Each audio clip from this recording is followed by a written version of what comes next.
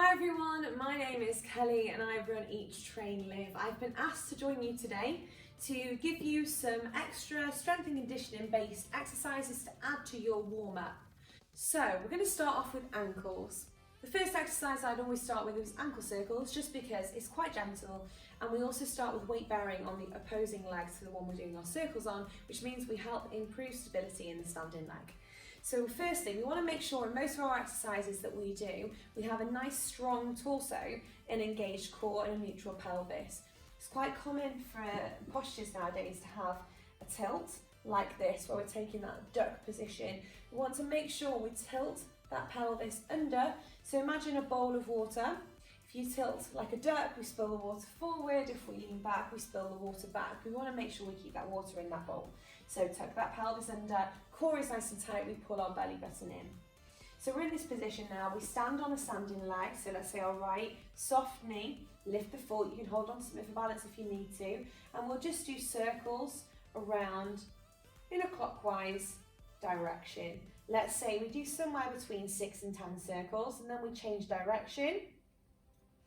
If you can do it without holding onto the wall, that will increase the requirement for stability, that balance, and the requirement for the engagement of the core to help you with your balance.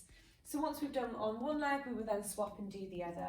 So again, standing, and we will do those rotations, 6 to 10 in one direction, 6 to 10 in the other.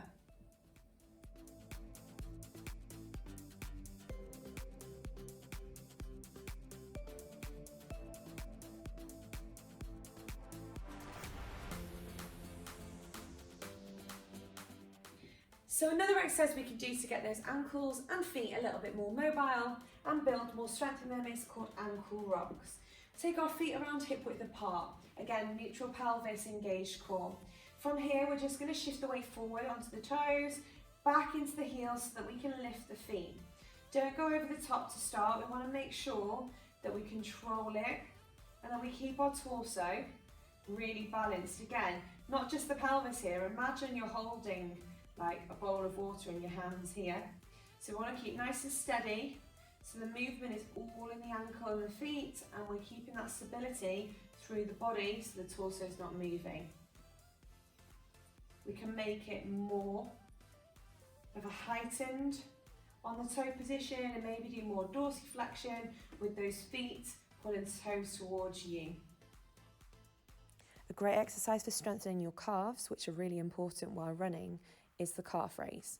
You can do this on flat ground as I'm demonstrating, either alternating the legs or doing both at the same time. All we do is just push our toes into the ground, squeeze our calves and lift up onto our toes, and then lower with control back onto flat feet. You can progress this by adding weight, carrying it close to your body, or by elevating yourself onto a step or low wall and lowering the heels with control and pushing up onto your toes. You can also do a walking ankle exercise. So get the ankles, calves warmed up a little bit more. It also requires some movement and some dorsiflexion of that foot. We come up onto our toes, and the way we move is by dorsiflexion, toe down. Dorsiflexion, toe down. Requires a lot of ankle stability. And is a great exercise to get your calves and ankles nice and warm, as well as building that strength and stability through the ankle and foot. So another great warm-up exercise you can do, which you might have seen done before, but we're going to slow the movement down, is hip circles or opening and closing the gate. So what we're going to be doing is we do it from standing again with that engaged core, neutral pelvis, nice tall torso. We're going to be driving the knee up as close as we can, really squeezing that hip flexor. Then we draw the knee out, trying to minimise torso rotation but opening the hip. And then we take the leg back, squeezing the glute, pushing the heel away. So really engage that glute on this right leg for me here. We then drive it back up. We take it back out, and then we take it back.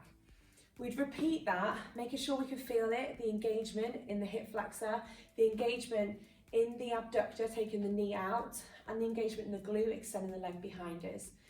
Do that around 6 to 10 reps. It's going to depend on people's balance, if you've got something to hold on to and the time available. And then from here, we could then go the opposite direction. So it's really important we do that, because then we can get the adductor to pull the leg back in. Kick back, out, draw it in, kick back, out, draw it in. Brilliant. Maintain that stance on that front foot, pushing into the ground. We then swap and do the opposite leg.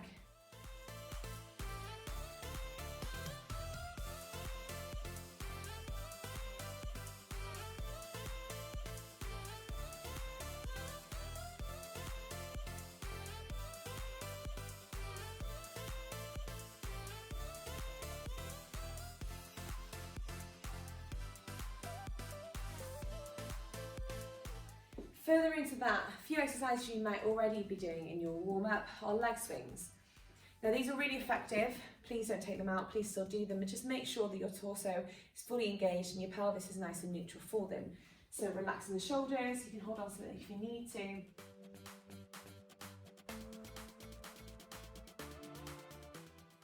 Leg swings are a really effective exercise to get the hips warmed up and to warm up the muscles in the legs, including the hip flexors, the glutes, the hamstrings and the quads. We can also do them sideways, so laterally, bringing the leg in and out, warming up the adductors and the abductors. This can also be a useful exercise to work on the stability in the ankles, the engagement of the core, and to improve your posture and balance. Two really important movement patterns when it comes to moving your body, a hinge pattern and a squat pattern. So a hinge pattern is one we'll work on right now. We'll take our feet around hip width apart. We want to draw our elbows back. We're going to do some good mornings, neutral pelvis, engaged core.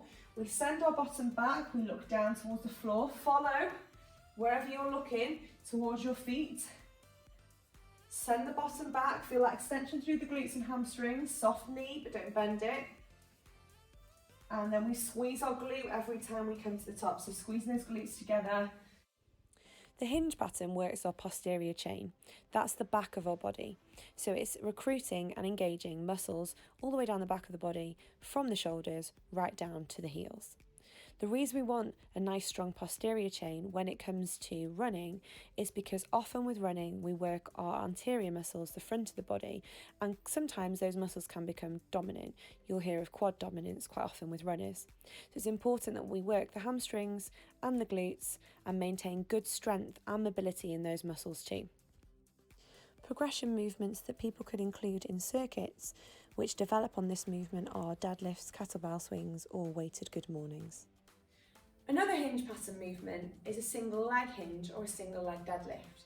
So doing it without any weights is a single leg hinge. It's really effective for strengthening single leg, hamstring and glutes. So again, we're trying to iron out any imbalances we have by doing things on both legs, because running, it's important we're strong on both. So we stand, you can hold on to something if you need to. Now think about the good mornings we've just done and the back strength, the back straightness, the chest being open, the core being tight. Don't now do the hinges and collapse into like a prawn, okay? We want to stay nice and open with that chest. We stand on one leg, we soften the knee in that standing leg, making sure that you're pressing into the floor. I want you to send the arms forward and send the leg back. And then we're going to bring it up and bring the knee through.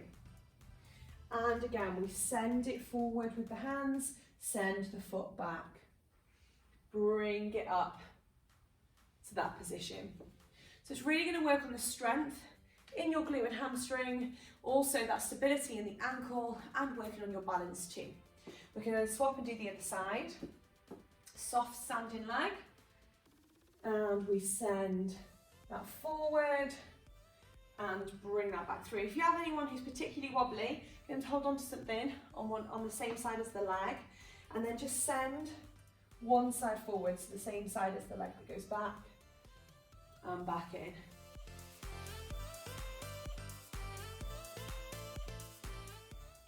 When it comes to squats, everybody's hips are different.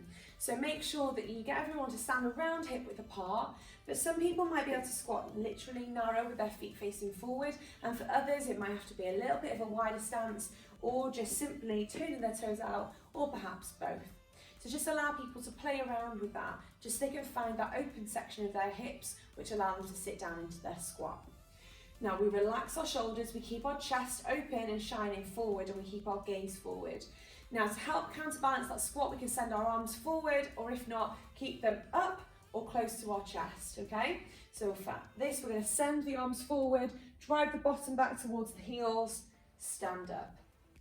Sending the arms forward, keeping the chest shining forward, and we sit down into it, nice and low, pressing down into the heels. To improve strength, movement and confidence in this, you could use a chair or wall for people who may struggle with this movement. So we spoke about a single leg hinge before and the importance of working with individual legs. If during your warm-up you have a wall handy that's around a chair height, it's really useful to do single leg work. So we have an option of doing a single leg pistol squat. This can be done using a chair, wall or freestanding. If that's a little bit too tough for people, the option instead is to just put the toe down on the floor.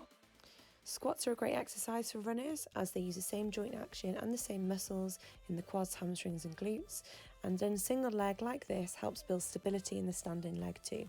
So another exercise we can do that's a conditioned exercise is lunges. So we will then go in this position, down towards the floor, back up, lower, push the foot into the floor to drive back up, building that strength in that leg. Okay, so again, individual leg work, super important. You can do this with a straight leg at the back, so anyone who's got knee niggles that are fine for squats but aren't okay with lunges, this would be an option. We take the leg back. So we still allow that movement in the front leg, but with no weight transferring onto the back leg at all, okay? Then we can do drive-throughs. We can take our leg down and up, down and up.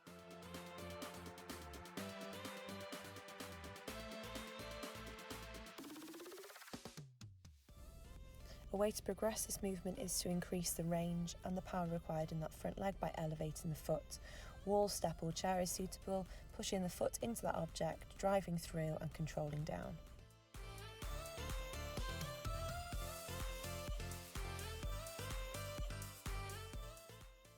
This is a static side lunge or a Cossack squat. It's a great lunge alternative that targets the hip abductors and also the strength in the adductors and the inner thigh. We assume a standing position with our toes slightly flared out and our feet wider than shoulder width, and then we just straighten one leg and bend the other one, shifting our weight side to side.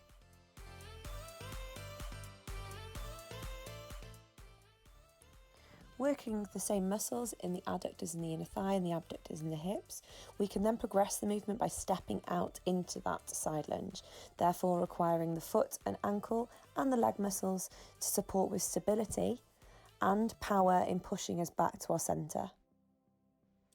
Forward lunges are just another version of our reverse lunges I showed you before, but they require us to propel ourselves forward, shifting our centre of gravity into that front foot and catching ourselves, then push ourselves back.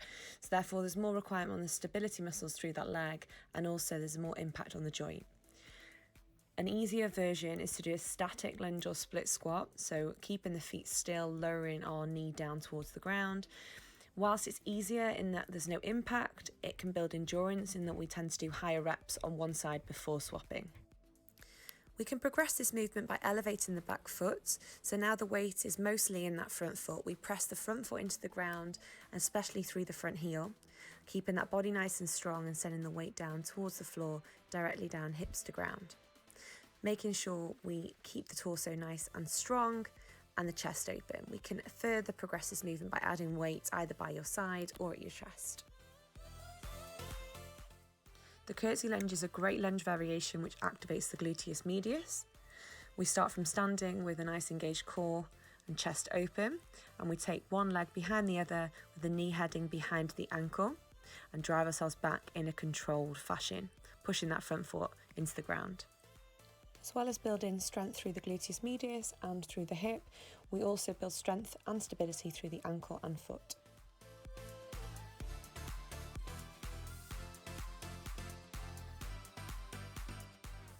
So we're now back for our stretches.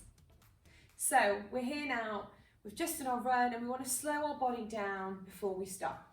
So I'd encourage you to walk for a small period of time before you go into your stretches if you can and if you have available time to do that. And if not, go straight into your stretches before you stop, don't just sit down. So we're going to go straight into our calf stretches again, we'll just work through those legs.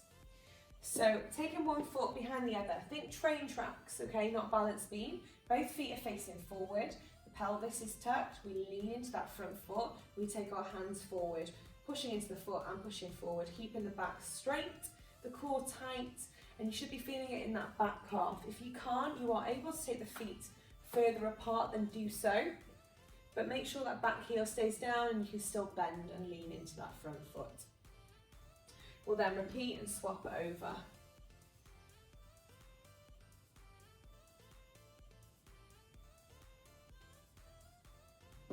Your next stretch will be a hip flexor stretch. Step that foot back, take that knee down towards the floor, tuck the pelvis under, push the hips forward slightly, push those arms up. You should feel that stretch from the hip bone down towards the quad. Holding that. We swap over. Drop the knee, tuck the pelvis, arms up. So only a slight tilt at the pelvis and there's only a slight push forward. So now we've stretched our hips off. We'll work onto our quads now. So we're going to a stand on one leg. Okay, quite often what we see here is this knee is normally further forward. You've got your foot literally attached to your bottom. I want you to take that away. So I'll just show you from the side slightly. So I want you to go from here, soft standing leg. Make sure you're facing forward. Push the hip forward slightly. Take the foot a little bit away from the bottom. Your thighs will either be in line or this leg will be slightly behind the standing knee because we've bent the knee. Brilliant, and we'll swap to the other side. So again, bend standing leg, tuck the hips through, so tucking the pelvis under, push the hips forward. Nice tall torso, gap between the foot and the bottom. Feeling that stretch in the front of that thigh and that quad muscle. Your next stretch will be a hamstring stretch. Now quite often I see this by people chucking their ankle, chucking their foot, their heel or ankle up onto some wall and trying to launch their chin and their face towards their toe. You don't need to do that, and quite often what you'll feel in that is almost an overstretch and pressure that will build up behind the joints. What I want you to do instead is reverse yourself into it. So if you take one foot out in front and then gently, slowly, hinging from the hips, reverse yourself into it. We'll have one bent leg and one straight leg. We only ever lean on the bent leg. We take our bottom back and keep our back nice and straight and our chest open. And you should feel that stretch in the hamstring, right in the belly of the hamstring muscle. So right in the back of that thigh here. Good. You don't need to reach for the toe. You don't have to pull it towards you. We're just having it in this position for now. We're now going to push the toe away. Continue that stretch, pushing the bottom back. Now you might feel it in a slightly different position in the hamstring, but still in the belly of the muscle. And then we relax, we swap over, we'll do the other leg. Reversing yourself into it, nice straight back, nice open chest. Good, and holding it. I want to be aiming to hold these stretches for at least 10 seconds, if you can. Push that toe down. If you can hold it for 15 to 20, that's even better. But yeah, at least 10 seconds. And then we come up. Now from here, we're going to take our feet nice and wide. We're going to go over into a side lunge and we'll take it into this position.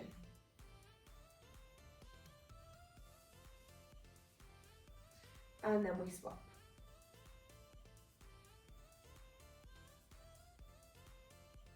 Hinge from our hips now, fold down and just hang out wherever you end up. You don't have to force yourself to reach the floor or to reach anywhere else, just hanging where you end up. I want you to walk your hands towards one leg. Now if you can from here, take the outside arm up to the ceiling, feel a little bit of rotation here. And then we'll swap over, walk the hands over. And then if you can, taking that arm up. And then again, we come back to the center, just settle. And then just heel toe those feet in a little bit closer. About hip width is good. Soften the knees. Let the belly come towards the thighs. Again, you don't have to reach for the floor. If you're off the floor, then you can grab hold of the wrists, try and sink towards it. And then roll all the way up. We can then do a glute and hip stretch. So we'll call this a figure 4. We take one foot and then we just sit down into it. Send the arms forward if you need more of a counterbalance. Good. Stay in this position again. 10 seconds if you can, maybe 15, 20 if possible, but you are relying on balance. Good. And then we swap. And just be aware, you'll always be better on one side for balance than the other. I would then suggest we do some gentle movements just to loosen off and stretch the upper body. We could open out our chest and get our shoulders a little bit looser, and then taking those hands behind, lifting the chest up towards the ceiling or the sky, really feeling that chest open, and pushing those hands forward, opening between the shoulders, creating some space there. Then we'd flip our hands, take the elbows nice and wide like we're hugging a big ball in front of us. Again, opening out the shoulders and chest here. From here we take those arms nice and wide, up, big stretch overhead, and then over, side stretch, side to side.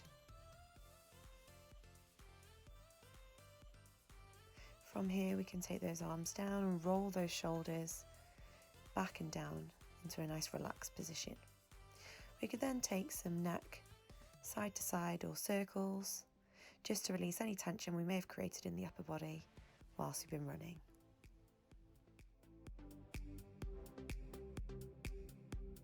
So there we have it. We've been through our warm-up, mobility and conditioning section. So there are all the exercises we went through at the start, designed to get your body warmer, more mobile and ready for exercise. You can also use a lot of those movements to do as conditioning exercises as an addition to your session, maybe as a conditioning workout section, or maybe for your session clients to do from home as homework in order to prepare and strengthen their body or any weak areas of their body to help them improve their running.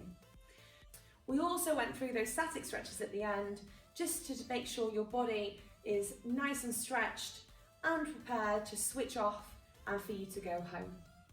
I hope you enjoyed today, and if you have any questions at all, please feel free to get in touch with me. Thank you very much.